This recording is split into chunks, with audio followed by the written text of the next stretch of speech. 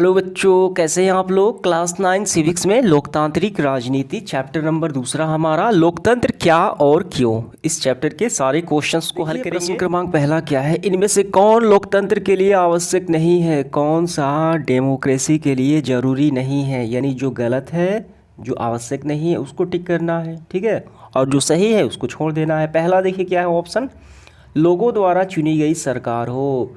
तो ये तो लोकतंत्र के लिए ज़रूरी है, तभी तो लोकतंत्र कहा जाएगा। अगर लोगों द्वारा मतदान द्वारा चुनी गई सरकार ना हो तो वो लोकतंत्र तो होगा ही नहीं, ठीक है। तो लोगों के बहुमत से चुनी गई सरकार लोकतंत्र का निर्माण करता है, ये सही है। दूसरा है चुनाव निष्पक्ष होना चाहिए।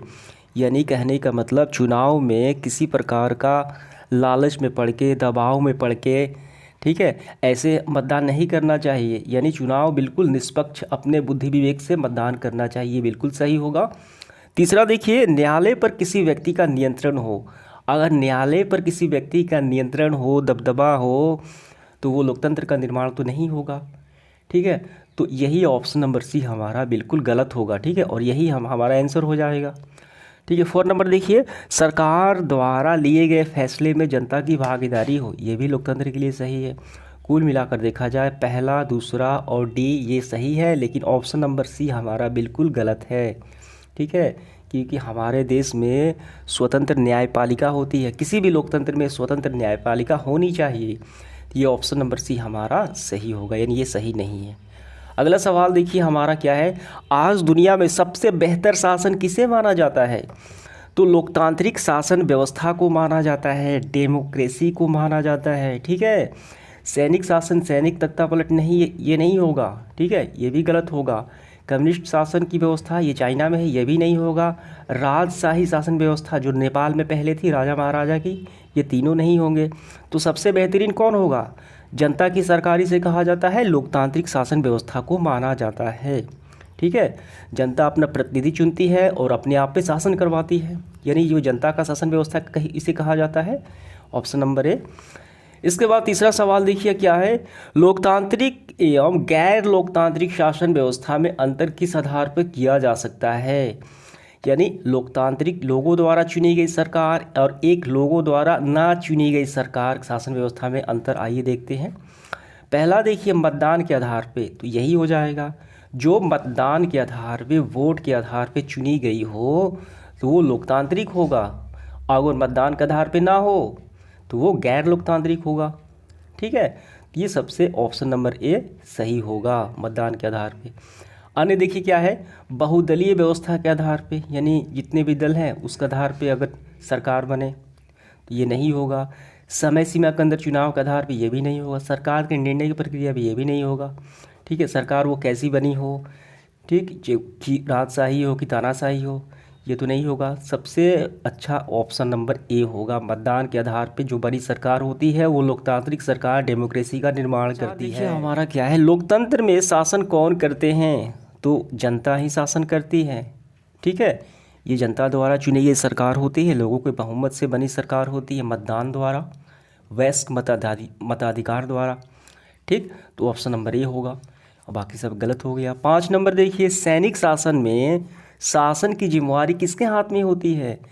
यानी जो सैनिक तख्तापलट होती है, अगर किसी कारणवश उस देश की, उस सत्ता की अगर सरकार विफल हो जाए तो उसी देश के सैनिक द्वारा शासन अपने हाथ में ले लिया जाता है, सैनिक तख्तापलट उसे कहा जाता है। तो ऑप्शन नंबर सी हमारा बिल्कुल सही होगा, सेना या फौज के हाथ में, ठीक है। अब इसके बाद 6 नंबर, वर्ष 2005 में बिहार विधानसभा के चुनाव में अनीता थी भी अपने माता पिता के साथ वोट देने गई थी, लेकिन अनीता को वोट देने से रोक दिया गया। कहा गया कि उसकी उम्र अभी वोट देने की नहीं हुई है। आप हमें बताएं कि भारत में वोट देने की न्यूनतम उम्र क्या है। ये तो काफ़ी आसान है, 18 वर्ष से कहा जाता है, वयस्क मताधिकार, ठीक। 18 वर्ष कम से कम होनी चाहिए, तब हम मतदान कर सकते हैं, ऑप्शन नंबर सी होगा। 7 नंबर देखिए, आप यहाँ आपके सामने कुछ शासन व्यवस्थाएं का प्रारूप है, ठीक है, नीचे दी गई हैं। उसके सामने देशों के नाम हैं जो गलत हैं, आप मिलान कर उसे ठीक करें। देखिए ये जो सीधे है ये गलत मिलाया गया है, तो हमें सही तरीके से मिलाना है। लोकतांत्रिक शासन व्यवस्था कौन से देश में है, तो डेमोक्रेसी जो है, लोकतांत्रिक शासन व्यवस्था तो भारत में है अभी, तो ये ऑप्शन नंबर देखिए ये 3 में होगा। सैनिक शासन, तो सैनिक शासन व्यवस्था कहाँ है? सैनिक शासन व्यवस्था जो है ये म्यांमार वर्मा में है। कम्युनिस्ट शासन व्यवस्था तो ये चाइना में है। राजशाही शासन व्यवस्था ये भूटान में है। राजशाही मतलब होता है राजा महाराजा की, यानी राजशाही यानी देखिए पीढ़ी दर पीढ़ी जो शासन व्यवस्थाएं होती हैं, उसका राजा बना तो उसका उत्तराधिकारी उसका बेटा ही फिर राज करेगा, वो कहलाता है राजशाही शासन व्यवस्था। तो सबसे बेहतरीन इसमें लोकतांत्रिक है जो भारत में है। ठीक है, अब इसके बाद देखिए 8 नंबर हमारा, यहाँ कुछ पार्टियों के चिन्ह हैं, उसके सामने पार्टी के नाम हैं। ठीक है, जो गलत हैं ये सामने गलत है तो हमें सही मिलाना है, जैसे हमने अभी मिलाया। पंजा छाप किसका है? तो हम सभी जानते हैं कांग्रेस पार्टी का है। कमल छाप किसका है? तो भारतीय जनता पार्टी का है, ये भी हम सभी जानते हैं। लालटेन छाप किसका है? राष्ट्रीय जनता दल का है। तीर छाप जनता दल यूनाइटेड, जनता दल यू इसे भी कहा जाता है। तो ये हो गया, ये हमारा मिल गया। अब इसके बाद देखिए क्वेश्चन नंबर 9 क्या कहता है? 9 नंबर में है, यहाँ आपके सामने 4 तरह के देशों के बारे में सूचनाएं हैं, आप इन देशों का वर्गीकरण किस तरह करेंगे? इसके सामने लोकतांत्रिक, गैर लोकतांत्रिक एवं पता नहीं हमें लिखना है इस तरीके से। देखिए यहाँ पे क्या सूचनाएं दी गई हैं क नंबर में। देखिए देश का जो है यहाँ शासन जो है लोग अपने प्रतिनिधि के माध्यम से करते हैं, यानी जनता द्वारा चुनी गई सरकार होती है, जनता अपना मतदान द्वारा प्रतिनिधि चुनकर भेजते हैं और अपने आप पे शासन करवाते हैं। तो ये लोकतांत्रिक हो गई। तो हम क्या लिखेंगे? तो हम लिखेंगे यहाँ पे लोकतांत्रिक। हमें यही बताना है कौन सा लोकतांत्रिक है कौन सा गैर लोकतांत्रिक है, और लास्ट में पता नहीं जो हम नहीं जानते हैं। ये तो लोकतांत्रिक सरकार हो गई। ठीक है, देखिए दूसरे देश में देश खा में शासन में फैसले लेने की शक्ति केवल सेना में है, तो ये सैनिक शासन वाली हो गई, सैनिक तख्ता पलट। तो ये गैर लोकतांत्रिक हो गई, गैर लोकतांत्रिक। ठीक है, ये आपको भर लेना है, यहाँ पे गैर लोकतांत्रिक लिखना है। देश ग में जहाँ पुरुषों के मत का महत्व महिलाओं से अधिक है, यानी मतदान में भेदभाव है, जबकि लोकतांत्रिक में क्या होता है? वयस्क मताधिकार होता है। 18 वर्ष के सभी व्यक्ति वोट कर सकते हैं, चाहे वो महिला हो पुरुष हो, पढ़े लिखे या अनपढ़ हो। ठीक है, लोकतंत्र ये कहता है, लेकिन यहाँ पे इस देश सी में केवल पुरुष ही मतदान कर सकते हैं, उसका ज़्यादा महत्व है महिलाओं से अधिक। तो ये गैर लोकतांत्रिक होगा, गैर लोकतांत्रिक होगा हमारा। ठीक है, आपको लिखना है गैर लोकतांत्रिक। देश घ में जहां वोट देने का अधिकार सभी लोगों को नहीं है, यहाँ पे नहीं कहा गया है, तो ये क्या है? ये गैर लोकतांत्रिक आप लिख सकते हैं, या पता नहीं भी आप लिख सकते हैं। ठीक है, आप सबसे अच्छा लिख लीजिए गैर लोकतांत्रिक सरकार। क्लियर हुआ आपका? अब इसके बाद देखिए क्वेश्चन नंबर हमारा प्रश्न क्रमांक 10 क्या है?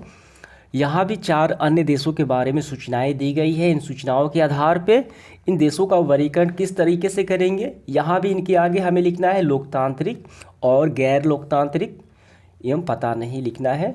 ठीक है, तो आइए पढ़ते हैं क्या सूचनाएं हैं। देश का में चुनाव में एक ही दल के उम्मीदवार खड़े हो, जहाँ चुनाव में एक ही दल के उम्मीदवार खड़े हो तो जाहिर सी बात है कि उसी को मतदान मिलेंगे और वही जीतेगा। तो इसका मतलब क्या है? ये गैर लोकतांत्रिक होगा। क्या होगा? गैर लोकतांत्रिक होगा।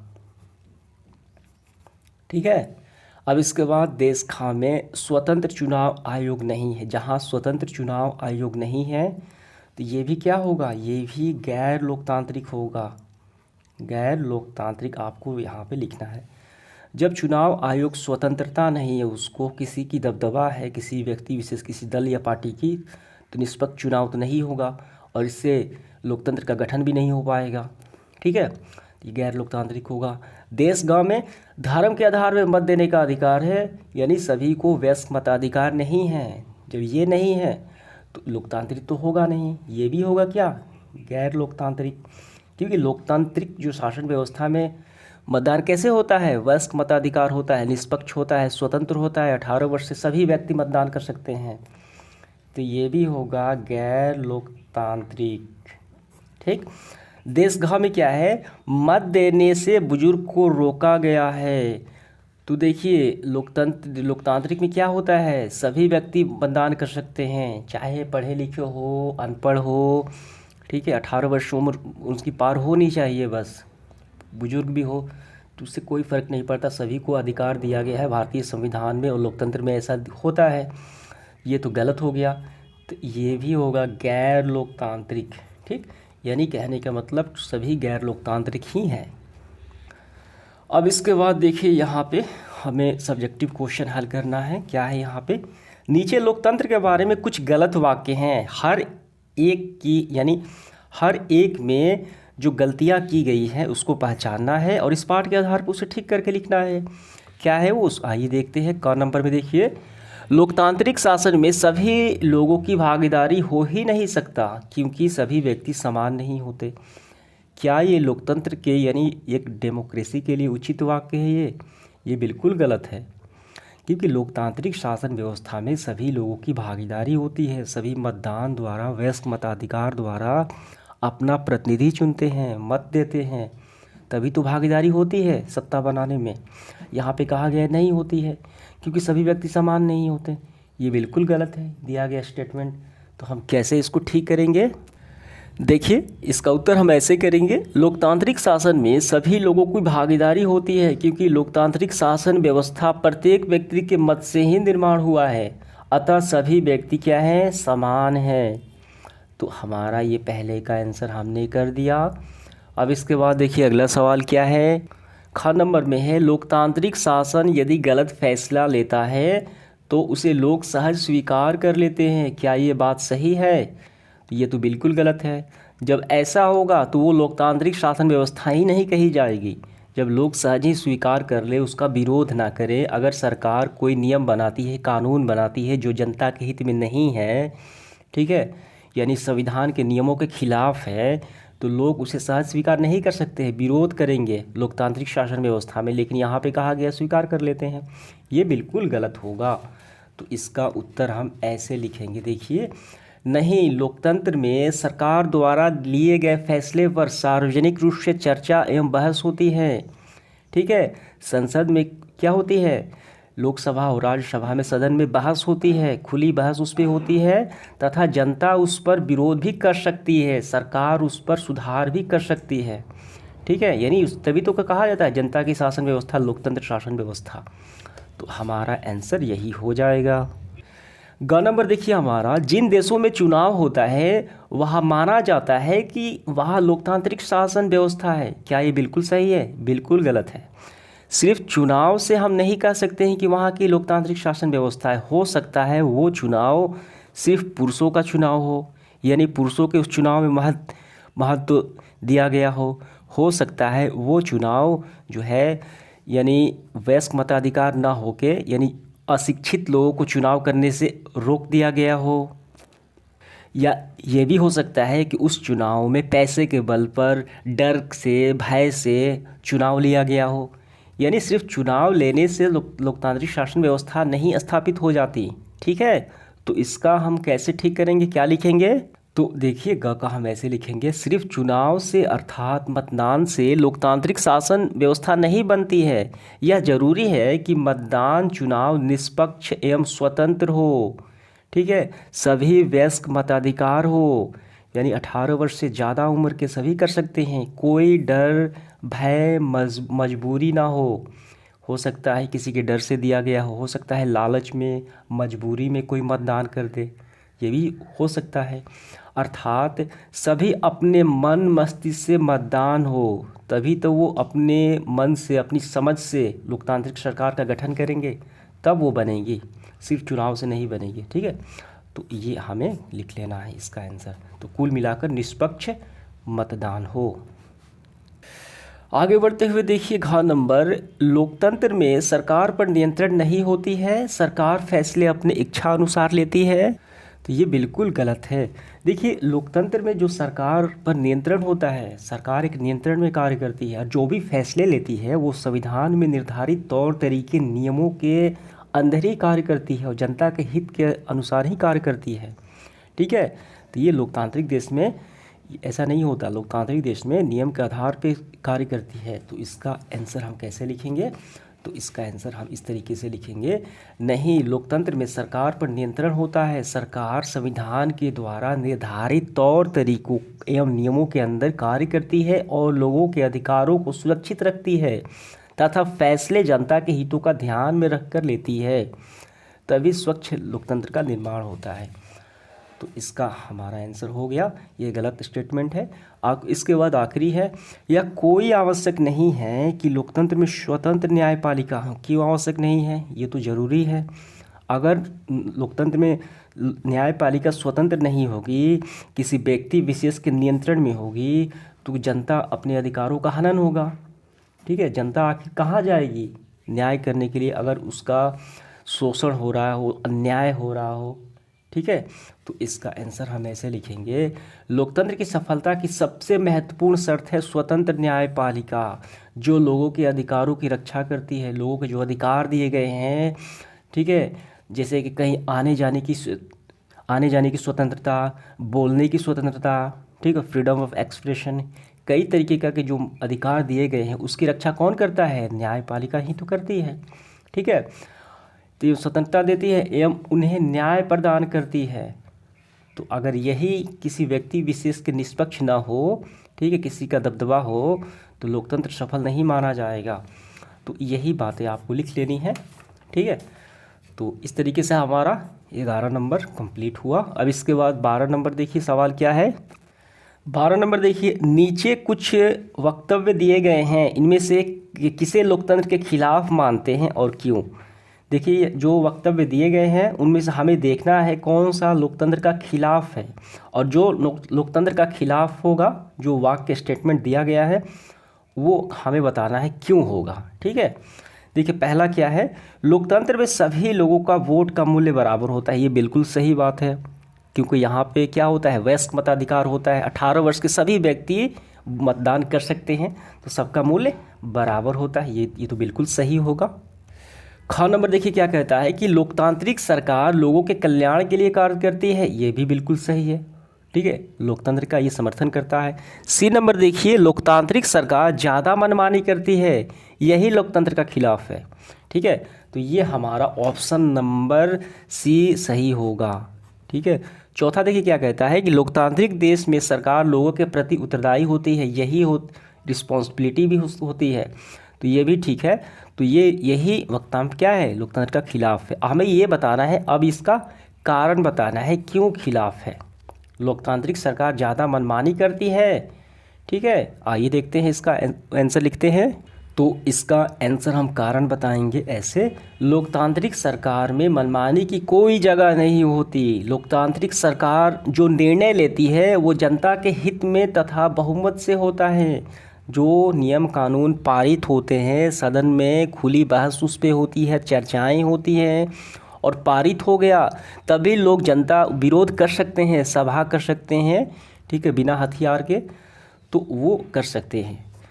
तो ये सिर्फ मनमानी नहीं चलती है। समझ में आ गया? तो इसका उत्तर हमने कर दिया कारण सहित। इसके बाद देखिए क्वेश्चन नंबर 3 हमारा, नीचे कुछ कथन दिए गए हैं जिनमें कुछ लोकतांत्रिक एवं गैर लोकतांत्रिक हैं। आप बताएं कि यह कथन लोकतांत्रिक एवं लोकतांत्रिक क्यों है। ठीक है, जब हम बताएंगे कि ये लोकतांत्रिक है तो वो भी कारण बताना है, और गैर लोकतांत्रिक है वो भी कारण बताना है। ठीक है, तो पहला कथन आइए पढ़ते हैं, क्या है। भारत सरकार के एक मंत्री ने कहा कि संसद को ऐसे कानून बनाने चाहिए जो प्रेस की स्वतंत्रता पर प्रतिबंध लगाए, अंकुश लगाए। क्या ये कथन लोकतांत्रिक है? ये बिल्कुल गलत है। ये कथन लोकतांत्रिक ना होकर गैर लोकतांत्रिक है। ठीक है, हम लिखेंगे गैर लोकतांत्रिक है। ये देखिए काफ़ी अच्छे से हम लिखेंगे 13 का ये कथन गैर लोकतांत्रिक है। भारतीय संविधान में लोकतंत्र का चौथा स्तंभ पिलर प्रेस समाचार पत्र को कहा जाता है, जो इस पर प्रतिबंध नहीं लगाया जा सकता तथा प्रेस स्वतंत्र एवं निष्पक्ष है। ठीक है, तो हमारा ये उत्तर हो गया। इसके बाद देखिए ख नंबर क्या है, मुखिया जो एक बुजुर्ग महिला को वोट देने से इस आधार पे मना किए देते हैं कि वो अनपढ़ थी। क्या ये सही है? क्या ये लोकतांत्रिक है कि गैर लोकतांत्रिक है? ये तो सीधे नज़र आ रहा है कि ये गैर लोकतांत्रिक है। क्यों है? क्योंकि भारत के संविधान के अनुसार प्रत्येक महिला को, यानी प्रत्येक महिला पुरुष जिसकी उम्र 18 वर्ष से ज़्यादा हो गई हो, वयस्क मताधिकार के उसको अधिकार प्राप्त है। उसे कोई नहीं रोक सकता, चाहे पढ़ा लिखा हो चाहे अनपढ़ हो। ठीक है, तो इसका भी हमारा होगा, यह कथन गैर लोकतांत्रिक है क्योंकि लोकतंत्र में सभी को मतदान का अधिकार होता है, चाहे वो किसी भी धर्म जाति, शिक्षित हो अशिक्षित हो ही क्यों न हो। ठीक है, तो किसी भी क्यों ना हो वो मतदान कर सकता है। इसके बाद देखिएगा नंबर क्या है, बिहार सरकार ने दलितों के विकास के लिए महादलित आयोग बनाया है, क्या ये सही है? ठीक है, तो इसका हम लिखेंगे यह कथन लोकतांत्रिक है क्योंकि लोकतंत्र में पिछड़े दलित के विकास के लिए महादलित आयोग आवश्यक है, बनाया जा सकता है उनके विकास के लिए, ये तो लोकतांत्रिक है। घ नंबर, महिला संगठनों ने संसद में अपनी पूर्ण भागीदारी के लिए आरक्षण की मांग की, अपनी आवाज़ उठाई, क्या ये कथन लोकतांत्रिक है? तो इसका हम लिखेंगे यह कथन लोकतांत्रिक है क्योंकि लोकतंत्र में विचार अभिव्यक्ति की स्वतंत्रता, फ्रीडम ऑफ एक्सप्रेशन, विचार की अभिव्यक्ति की स्वतंत्रता, अपनी मांग रखना, अपनी विचार रखना की स्वतंत्रता की दी गई है। ये तो पूरी तरीके से क्या है? लोकतांत्रिक है। ठीक, तो स्वतंत्रता को महत्वपूर्ण स्थान दिया गया है, तो ये कथन लोकतांत्रिक है। तो हमने ये पूरा कर लिया 13 नंबर। इसके बाद देखिए 14 नंबर में क्या है, देखिए यहाँ पे बिहार में एक गांव ऐसा है जहां अभी तक एक भी स्कूल नहीं खुला है। इस गांव के लोगों ने एक बैठक कर सरकार की ध्यान दिलाने के लिए कई तरीकों पर विचार किया। इनमें से कौन सा तरीका लोकतांत्रिक नहीं है और क्यों? जो लोकतांत्रिक नहीं है उसका कारण बताना है। देखिए, पहला है अदालत में शिक्षा पाने के अधिकार को अनिवार्य एवं मौलिक अधिकार बताते हुए केस दायरा करना, ये तो लोकतांत्रिक है क्योंकि शिक्षा का अधिकार दिया गया है तो आप केस भी कर सकते हैं। ठीक है, जनसभाएं भी कर सकते हैं, विरोध भी कर सकते हैं, विचार भी रख सकते हैं क्योंकि शिक्षा का अधिकार तो दिया गया सबको, ये लोकतांत्रिक है। ख नंबर, सरकार के खिलाफ जनसभाएं या बैठक करना बिना हथियार के, ये भी आप कर सकते हैं, लोकतांत्रिक है। ग नंबर, अपने गांव में आए अधिकारी को बंधक बनाना। ठीक है, बंधक बनाना और उसके साथ अभद्र व्यवहार करना। बंधक बनाना मतलब उसे कहीं आने जाने नहीं देना। ठीक है, तो यानी बंदिश करना, तो ये बिल्कुल ही क्या है? गैर लोकतांत्रिक है। अगर आपके गांव में अधिकारी नहीं आएंगे तो शिक्षा का मुआयना कैसे होगा? तो गांव पिछड़ जाएगा। ठीक है, तो अधिकारी को बंधक बनाना और उसके साथ अभद्र व्यवहार करना ये सही तरीका नहीं है। ठीक, ये बिल्कुल गलत होगा, हमारा यही आंसर होगा। देखिए अगला क्या है, अगले चुनाव में मतदान बहिष्कार का फैसला किया। ये दोनों क्या है? गैर लोकतांत्रिक है। अगर चुनाव है हम नहीं देंगे, मतदान भी नहीं करेंगे, तो कैसे हम अपने उचित प्रतिनिधि का चुनाव करेंगे, अच्छे प्रतिनिधि का चुनाव करेंगे? जब अच्छे प्रतिनिधि का चुनाव हम नहीं कर पाएंगे तो और समस्याएं जटिल हो पाएंगी। इसलिए मतदान का बहिष्कार भी समस्या का समाधान नहीं, ये भी गैर लोकतांत्रिक है। तो आइए इसका उत्तर हम लिखते हैं। तो सबसे पहले हम ग नंबर का लिखेंगे क्योंकि ये तरीका लोकतांत्रिक नहीं है। ठीक, तो इसका हम ऐसे लिखेंगे, यह तरीका लोकतांत्रिक नहीं है। किसी भी अधिकारी को बंधक बनाना, अभद्र व्यवहार करना गैर कानूनी है। ठीक, और अगर अधिकारी नहीं आएंगे तो शिक्षा का प्रसार में रुकावट आएगी। तो हमने कारण बता दिया किस तरीके से ये लोकतांत्रिक नहीं है। अब इसके बाद देखिए हमारा ये घ नंबर भी हमें बताना है, ये भी क्या है? गैर लोकतांत्रिक है, यानी लोकतांत्रिक नहीं है, इसका भी हम बताएंगे। यह तरीका भी गैर लोकतांत्रिक है। अगर जनता का मत बहिष्कार करेगी तो अपना सही प्रतिनिधि नहीं चुन पाएगी और लोकतंत्र नहीं सफल होगा। ठीक है, तो हमारा उत्तर हो गया। इसके बाद देखिए 15 नंबर सवाल क्या है। अब इसके बाद देखिए 15 में है, इनमें से किस कथन को आप लोकतांत्रिक समझते हैं और क्यों? यानी जो हम लोकतांत्रिक समझते हैं उसका कारण बताना है, जो गैर लोकतांत्रिक है उसे छोड़ देना है, सिर्फ बताकर कि ये गैर लोकतांत्रिक है। का नंबर में देखिए, एक नेताजी इस बार चुनाव में जो वोट देगा उसे धोती, साड़ी एवं कंबल मुफ्त में दिया जाएगा। तो क्या ये लोकतांत्रिक है? तो ये बिल्कुल गलत है। तो हम क्या लिखेंगे? तो हम लिखेंगे ये कथन गैर लोकतांत्रिक है क्योंकि नेता द्वारा इन सब चीज़ों का लालच देना, ये सब क्या है? लोकतंत्र के खिलाफ है। तो हमें तो इसका चयन नहीं करना है, हमें लोकतांत्रिक देखना है। ख नंबर देखिए, मजदूर से किसान। मजदूर से किसान कहता है कि तुम्हारी पत्नी को काम के बदले आधी मजदूरी मिलेगी क्योंकि वह औरत है। क्या ये लोकतंत्र में ऐसा करना बिल्कुल जायज़ है, सही है?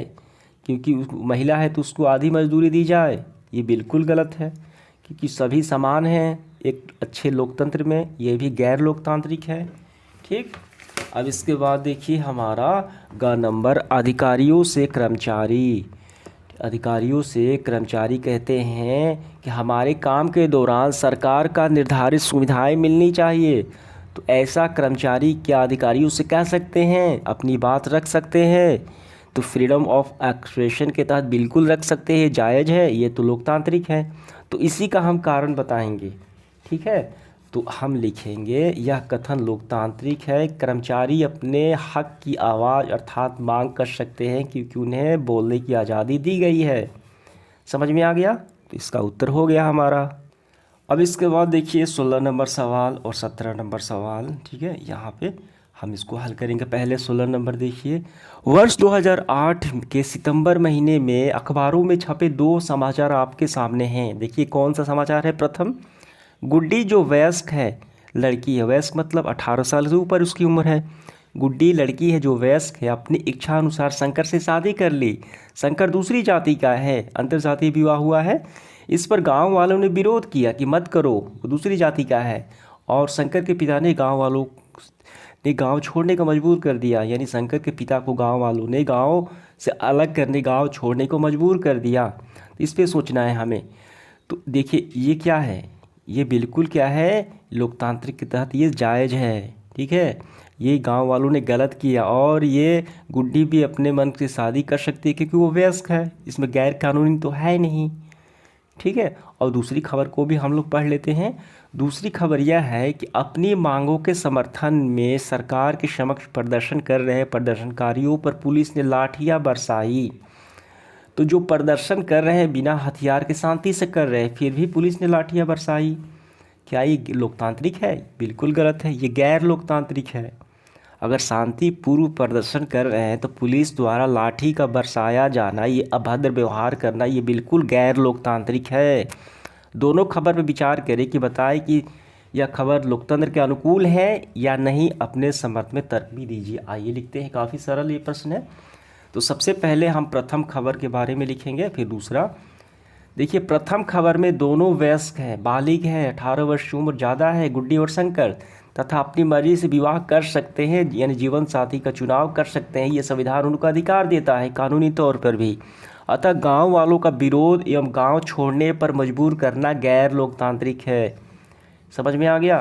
तो ये हमने कर लिया। दूसरा खबर देखिए, अपनी मांग पर समर्थन में सरकार के समक्ष शांतिपूर्ण प्रदर्शन लोकतांत्रिक है, लेकिन यहाँ पुलिस द्वारा लाठी बरसाया जाना क्या है, गैर लोकतांत्रिक है। तो ये हमारा दूसरा खबर भी हो गया। 17 नंबर सवाल देखिए, 26 दिसंबर 2008 को दैनिक हिंदुस्तान समाचार में एक खबर छपी। कौन सा? परमाणु करार के विरोध में विपक्षी सांसदों ने संसद भवन के परिसर में धरना प्रदर्शन किया, मुद्दे पर बहस के लिए बैठक बुलाई, सरकार की से मांग की। तो हमें बताना है कि यह तरीका जो है विपक्षियों का, ये लोकतांत्रिक है? ये बिल्कुल लोकतांत्रिक है, क्योंकि धरना प्रदर्शन करना, शांति से बैठक को बुलाना, विरोध करना, अपनी आवाज़ को रखना, ये सब क्या है, लोकतंत्र में अधिकार दिया गया है। ठीक है, शांतिपूर्ण तरीके से, बिना हथियार के। तो इसका हम आंसर इस तरीके से लिखेंगे। यह खबर में सांसदों ने संसद भवन के परिसर में धरना प्रदर्शन करना, सरकार का पारित नियम का विरोध करना, सभी लोकतांत्रिक है, यह अधिकार है, उनको दिया गया है। ठीक है, तो इस तरीके से हमारा सेशन समाप्त हुआ। धन्यवाद।